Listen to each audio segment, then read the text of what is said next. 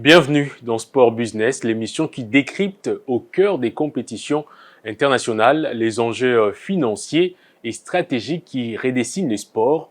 Aujourd'hui, nous vous emmenons à travers l'effervescence de demi-finales de la Ligue des Champions et de l'Europa League. Nous explorerons également le suspense qui règne dans la Ligue des Champions CAF avec ses enjeux financiers, mais aussi les demi-finales de la Coupe de la Confédération de la CAF.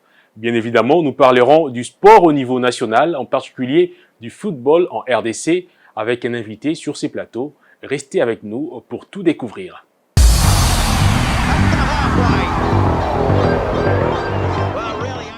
Éliminé à l'issue de matchs retour des quarts de finale de la Ligue des Champions, le Bayern Munich, le Real Madrid, l'Aston Villa et les Dortmund ont empoché environ 10,6 millions d'euros de primes de participation, tandis que l'Inter Milan, Arsenal, le PSG et Barcelone sont assurés d'empocher au moins 12,5 millions d'euros de primes réservées aux demi-finalistes. Je le rappelle encore une fois, seul le vainqueur pourra gagner jusqu'à 20 millions d'euros et le perdant de la finale devra se consoler avec 15,5 millions d'euros en plus de la deuxième place sur le podium. Parlons à présent des résultats de matchs retour de ces demi-finales de la Ligue des Champions. Leader en Serie A, l'Inter Milan a tenu tête au Bayern Munich à San Siro durant le match retour joué le mercredi 16 avril dernier. Score final, un nul de 2 buts pour les Nerazzurri et les Bavarois, amplement suffisant pour permettre à l'Inter de conserver son match, l'avantage du match aller qu'il avait remporté par 2-1. Et par la même occasion, on vous informe également qu'au Santiago Bernabéu, lors du match retour, le Real Madrid, clairement en manque d'inspiration, s'est une fois de plus incliné face à Arsenal. Les hommes de Carlo Ancelotti ont concédé une deuxième défaite dans la même journée, justement dans la même soirée. Le score final étant de 2-1 en faveur de Gunners, après leur succès de 3-0 à l'issue du match aller joué à l'Emirates Stadium. Le tenant du titre ne pourra donc pas défendre sa place cette saison. Et de son côté, Arsenal a affiché une domination nette en remportant la rencontre contre le Real Madrid, offrant ainsi un avantage décisif aux Gunners. Bien qu'ayant perdu le match retour à Villa Park sur un score serré de 3-2, le Paris Saint-Germain s'est qualifié pour le demi-finale de la Champions League, évidemment. Et oui, Ousmane Dembélé et ses coéquipiers ont pu rester dans la course grâce à l'avantage acquis lors du match aller, où ils avaient largement battu Aston Villa par un score de 3-1. Et puis Barcelone s'est qualifié malgré une large défaite concédée au match retour face au Borussia Dortmund, 3-1 en faveur des jaunes et noirs. Le Borussia a su tirer profit du fervent soutien de ses supporters comme le Barça au match aller. Grâce à leur ascendance, le 9 avril à domicile, Lewandowski et ses coéquipiers ont ainsi raflé leur ticket pour le demi-finale. Le score cumulé s'étant établi à 5-3 en faveur des Catalans. Et donc voici pour vous justement les calendriers de demi-finale de la Champions League. On va commencer avec la toute première rencontre, voulais-je dire. Mardi 29 avril, Arsenal recevra le Paris Saint-Germain à l'Emirates Stadium pour le match aller. Et le 7 mai, ce sera au tour du PSG d'accueillir Arsenal au Parc des Princes pour le match retour. Et sur le deuxième tableau, le FC Barcelone jouera à domicile le match aller de ses demi-finales contre l'Inter Milan le 30 avril, avant d'effectuer les déplacements à San Siro le 6 mai pour le match retour.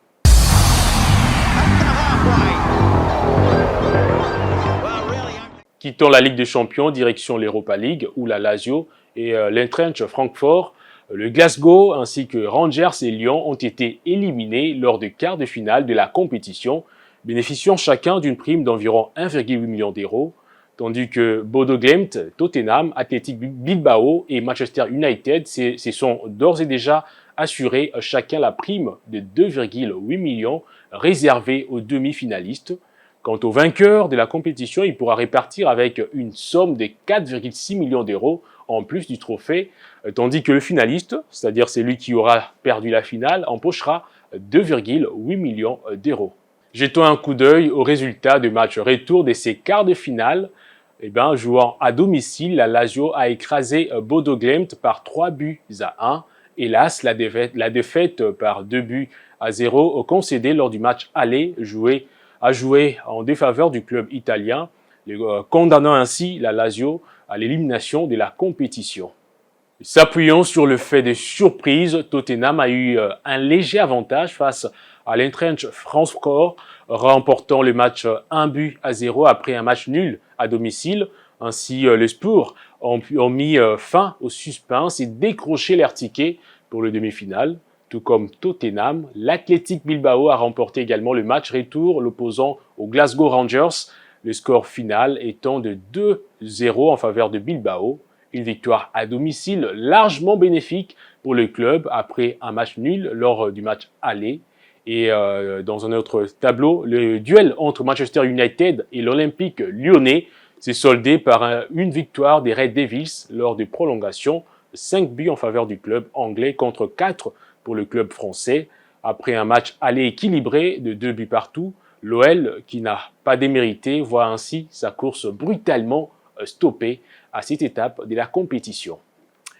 Voici comment se présentent les calendriers de demi-finale de l'Europa League. Le match aller sont fixés pour le 1er mai. Et alors Tottenham accueillera Bodo Glimt et l'Athletic Bilbao jouera à domicile contre Manchester United. Le match retour se jouera le 8 mai prochain.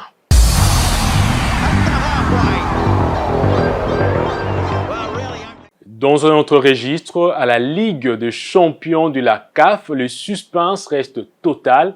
Et oui, après le manche aller de demi-finale de la prestigieuse compétition africaine, aucun club en lice n'a réussi à prendre l'avantage sur l'autre. Les manches retour de ces demi-finales se joueront le 25 avril.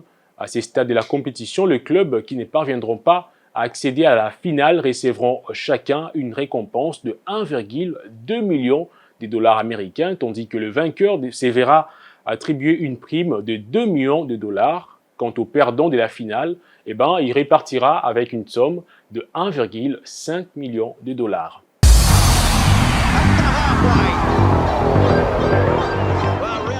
Et pour terminer, la Coupe de la Confédération CAF est souvent perçue comme une opportunité pour les clubs africains de renforcer leur compétitivité et leur stabilité financière.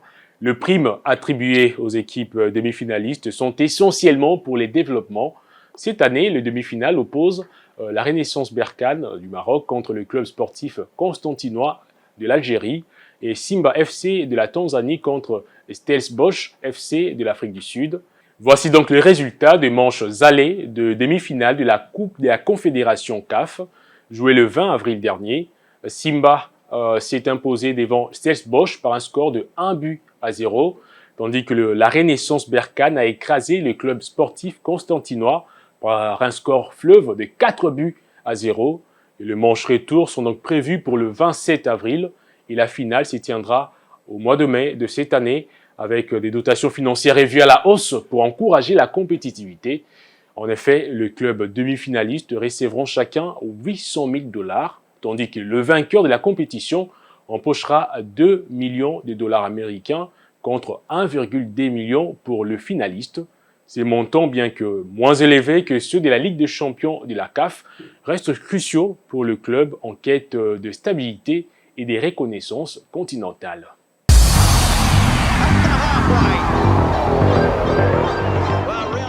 On va à présent parler du football au niveau national avec un invité dans cette émission.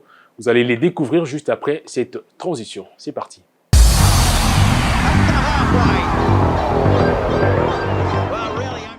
Bien avant, on va justement parler de ces sujets d'actualité qui, en tout cas, choquent, surprend, surtout les sociétaires, les fans, les supporters de Vita Club. La démission justement du président, du désormais ancien président de l'Asvel Club, Amadou Diaby, qui est accusé de mégestion, d'une gestion opaque, surtout dans les cadres du contrat qui lie le club à l'entreprise turque Milvest. Amadou Diaby, on va justement ouvrir le bal avec ces sujets. Évidemment, Girès Dialoudila qui est avec moi sur ces plateaux. Avec lui, on va décortiquer ces sujets d'actualité avant d'entrer même dans le vif de notre émission Sport Business.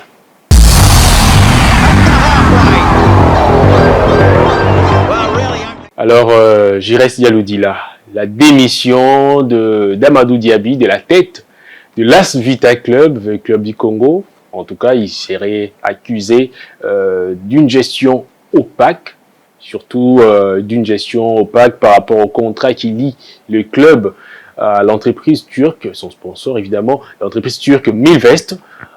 La démission de cette personnalité à 3-4 jours de play-off, de la reprise plutôt de play-off de la Lina Foot, une très mauvaise nouvelle pour l'As Vita Club.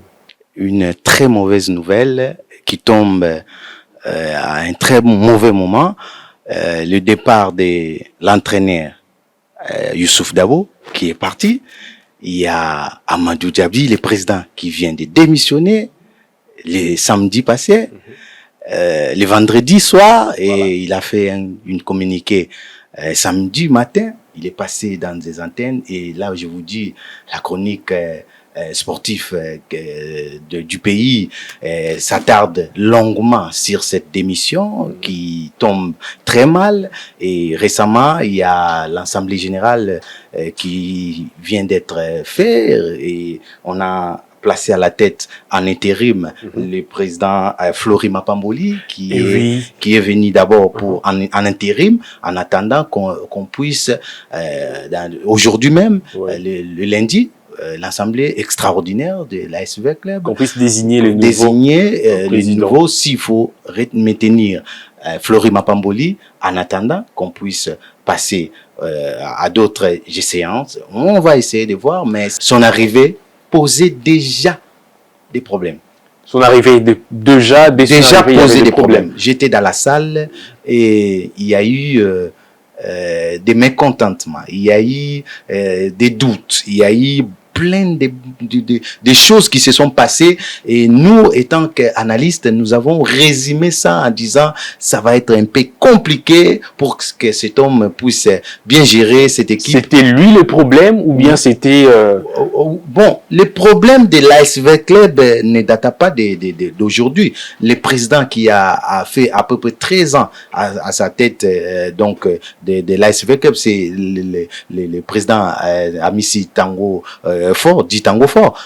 C'est lui qui a fait à peu près 13 ans dans cette équipe et plus ou moins deux finales de la Ligue africaine. Donc, et plusieurs trophées remportés aussi. Donc, c'est-à-dire que le problème était à Amadou Diaby. Amadou Diaby avec sa gestion. Il n'était pas clair avec la SVK. Et surtout que là, on parle d'un contrat qui est estimé à environ 4 millions de dollars avec la société turque Milvest, conduite par les Charman, Arthur Middleman. Donc, c'est vraiment des choses à laquelle nous sommes en train de regretter et de voir vraiment comment, si nous pouvons le dire clair, l'ASVK a été dupé, a été malmené par cet homme, bien qu'il est parti, mais je pense qu'il y aura des poursuites. Il y aura néanmoins le contrat entre Milvest et V-Club continue.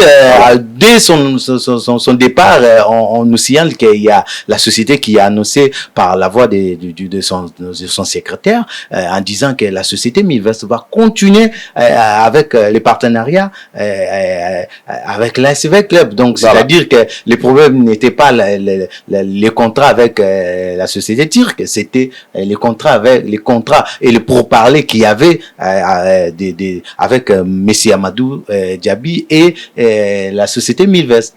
Et vivement que le contrat puisse continuer entre le club et l'entreprise turque. On va maintenant entrer dans le vif du sujet. Je l'ai annoncé, c'était le tout premier sujet. Affaire Didier Boudimbo et TP Mazembe. Et oui, c'est une affaire qui a fait couler beaucoup d'encre et des salives. On a eu des réactions dans tous les sens. D'abord, il y a la réaction du TP Mazembe via Frédéric Kitenge qui s'est plaint par rapport au fonds alloué à son club, qui a d'ailleurs dénoncé plutôt, il s'est plaint en disant que l'État leur doit encore 13 millions de dollars américains, alors que le ministre avait parlé du TP Mazembe comme étant des clubs qui ont bénéficié largement de l'argent du trésor public. Et ensuite, la bouche autorisée du TP Mazembe revient encore pour soulever une autre problématique. celle liée aux primes de match des Léopards, où il accuse encore une fois de plus le ministre d'avoir mis plusieurs noms de membres de son cabinet sur la liste de primes, outre le staff technique ainsi que les joueurs des Léopards. Alors, ces problèmes, on a quasiment l'impression de revivre de temps en temps ces tournants, ces échanges brutaux entre le ministre des Sports et certains clubs. Mais quelles en sont les répercussions sur le football, d'après vous? Ces dossiers datent de très longtemps. Maître Didier Bundimbo a dit ceci, il est venu et il a trouvé le dossier sur la table. Il est en train d'examiner les dossiers et tout cela doit être, dans peu de temps, le gouvernement va décanter cette situation. Et maintenant, quand on revient dans son discours, le ministre brandit un document en allant à 145 000 dollars qu'on a versé pour le déplacement de Mazembe. Et de l'autre côté, Mazembe explique qu'ils n'ont pas reçu. Ils n'ont pas reçu cet argent directement. C'est qu'eux, ils ont reçu, c'est les billets d'avion de Kinshasa, Lubumbashi, Casablanca, Istanbul. Et puis Istanbul, notre également qui a une dette de 13 millions de dollars. Mazembe réclame 13 millions de dollars au gouvernement congolais. Et les 145 000 que M. le ministre a dit, c'est environ 1%, comme l'a déclaré M. Frédéric Kuting. Là, maintenant, je suis entré... De répercussions. Oui, les répercussions, je suis en train d'aller voir ce qui va être l'avenir. On parle aussi de la réception dont le président de la République devait recevoir Mazembe Dam, tout ça, il y a eu des explications, tout ça. En réalité, nous comme journalistes et nous comme médias, nous comme partenaires des sports, nous devons rester au milieu. J'aimerais proposer ici, je profite de cette antenne, parler au ministre des Sports. Monsieur le ministre, dans toutes les situations de la vie, de notre vie, depuis que nous sommes sur Terre, ça se parle toujours, ça se négocie. S'il y a quelque chose qui ne va pas, il faudrait appeler ces gens-là, comme vous êtes papa, à travers vous, c'est-à-dire papa, c'est-à-dire gouvernement, à travers vous, vous pouvez... Ça, c'est quasiment un plaidoyer. Vous pouvez parler ou essayer d'expliquer ou négocier ou tout ça. Les 13 millions n'est rien pour la République démocratique du Congo. Ces problèmes qui se situent au niveau du ministère des tutelles et des clubs peut avoir des répercussions parce que le ministre a parlé de la politisation même de ce club.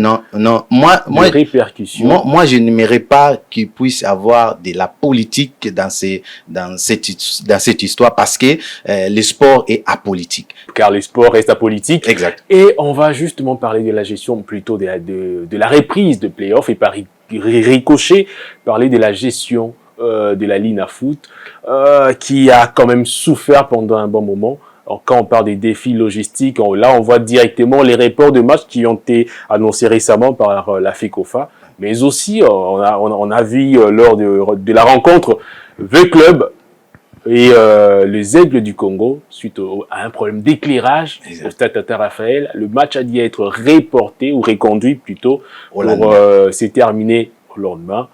Bien qu'il y ait reprise justement de cette compétition la plus grande sur l'échiquier national, mais les problèmes organisationnels demeurent. D'ailleurs, pour preuve, il n'y a que 2 espaces qui ont été choisis. Il n'y a que la ville de Kinshasa et Lubumbashi.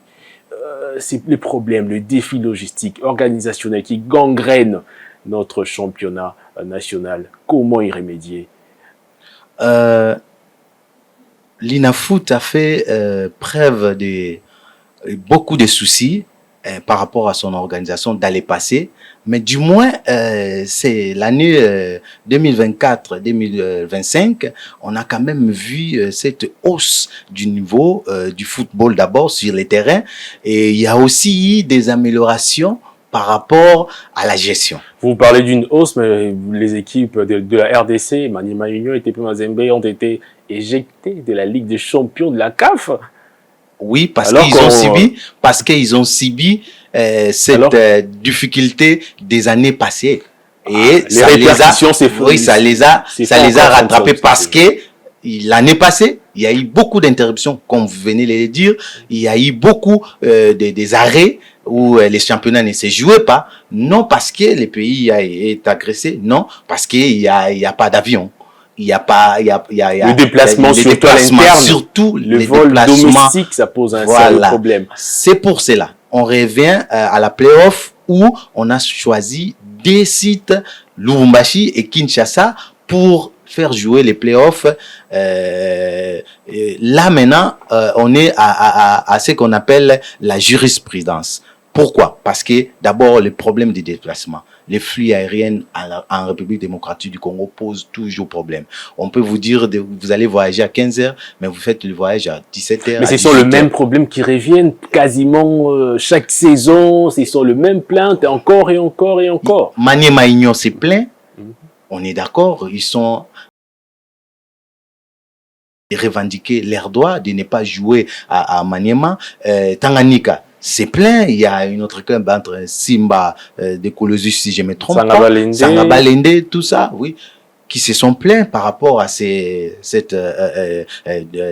deux sites retenus par la Linafoot, mais la Linafoot s'est expliquée par rapport au déplacement via notre pays. Notre pays est un pays continent et jusqu'à aujourd'hui, nous n'avons pas encore eu vraiment des moyens qui peuvent nous relier de Goma à Boma, de Badolite à Kalemi, tout ça. Donc, vous comprenez que c'est vraiment un vrai souci, mais la Linafoot, je ne suis pas ici pour défendre la Linafoot. J'aimerais bien que la Linafoot pourrait peut-être ajouter une autre site pour ne pas aussi léser certains et donner aussi la chance aux autres de jouer aussi dans leur terrain. Mais on va également parler de l'élection, des élections, tout d'abord à l'INAF, avec deux candidates, deux dames, Olive Kiloa et Arlette Boutella. En tout cas, Olive Kiloa, qui est candidate à sa propre succession avant d'en arriver au report des élections. Mais comment jugez-vous personnellement le bilan de la gestionnaire de l'INAF, de la gestionnaire sortante, ou plutôt de l'INAF? Madame Olive Kiloa, que je salue, maman présidente, vous avez échoué. Et il est temps pour vous d'aller se reposer, de vous ressourcer encore et de revenir forte à la prochaine pour essayer d'apporter ce que vous n'avez pas fait. Dans sa gestion, de quoi est-ce que vous... La gestion de Madame Olive Kiloa a toujours laissé les analystes perplexes de voir comment est-ce possible qu'une dame à la tête de la LINAF n'arrive toujours pas à donner un championnat féminin qui peut aussi concurrencer avec certains championnats. Et en allant jusqu'au niveau de l'équipe nationale où on écrit derrière les varaises ou les maillots de filles floqués avec des marqueurs. Ça, ce sont des images rares au XXIe siècle. Ce sont des choses rares. Ne pensez-vous pas que autant que le football masculin, d'ailleurs, qui est beaucoup mieux traité souffre du financement, car on l'a vu avec le premier sujet, les conflits entre le ministre Mazembe qui réclame 13 millions de dollars que l'État lui doit, et le ministre de Sport. Ne pensez-vous pas que la LINAF, qui est en fait la Ligue nationale de football féminin, ne souffre pas? La LINAF ne souffre pas. Il y a toujours des redevances. Il y a toujours des redevances qui ne permettent pas. La FIFA envoie toujours à la FIFA, à la LINAF, des revenus qui peuvent leur permettre de vivre, d'organiser un championnat de longue durée. Il ne faut pas nous organiser des championnats où on enlève certaines équipes pour favoriser certaines équipes. Non. Ou mettre certaines équipes de telle zone pour mettre telle zone. Nous, c'est les changements. C'est Arlette Boutella. La dame qui va venir pour changer des choses à la tête d'un arbre. Mais il y a aussi cette image où selon laquelle le football féminin ne paye pas. Voilà, le football féminin paye, mais seulement ici en République démocratique du Congo, il y a une sorte de négligence.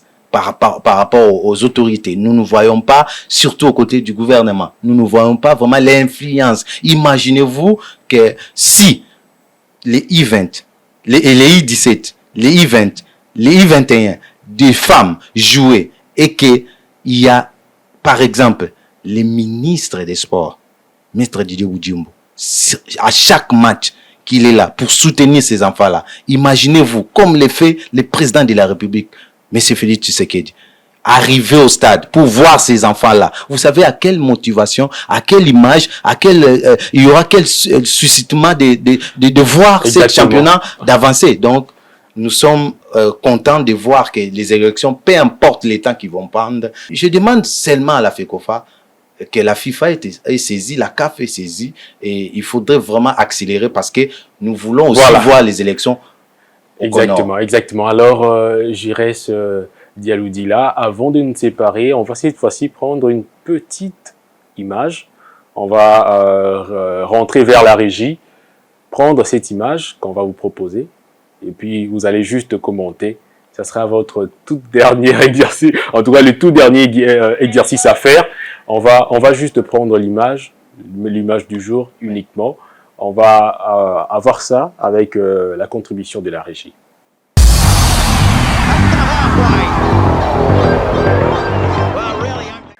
Et voilà, c'est ça en fait l'image du jour. Il s'agit de l'homme du match.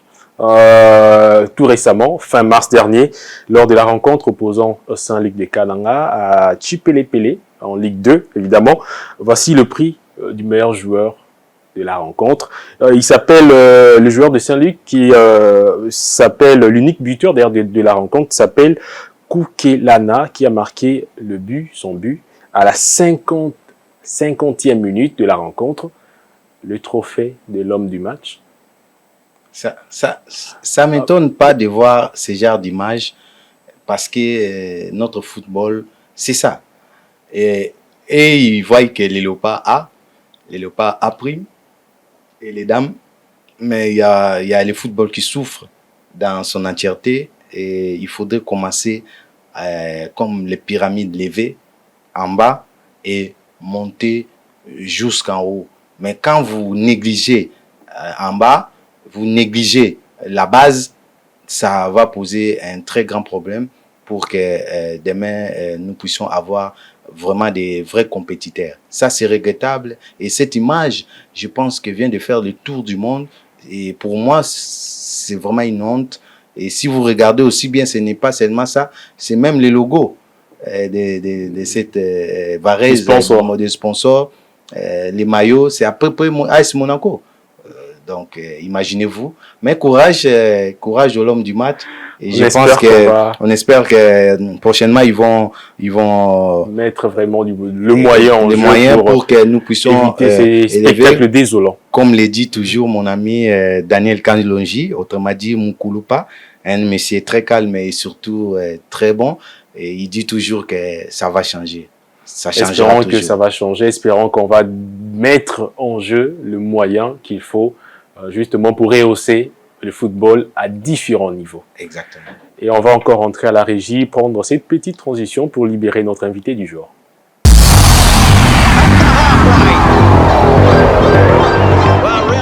C'était Sport Business, votre rendez-vous incontournable. Merci de nous avoir suivis dans ces panoramas entre drames sportifs et enjeux financiers titanesques.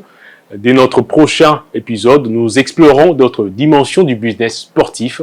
Restez branchés et à très bientôt sur Ecofin Télévision. Au revoir.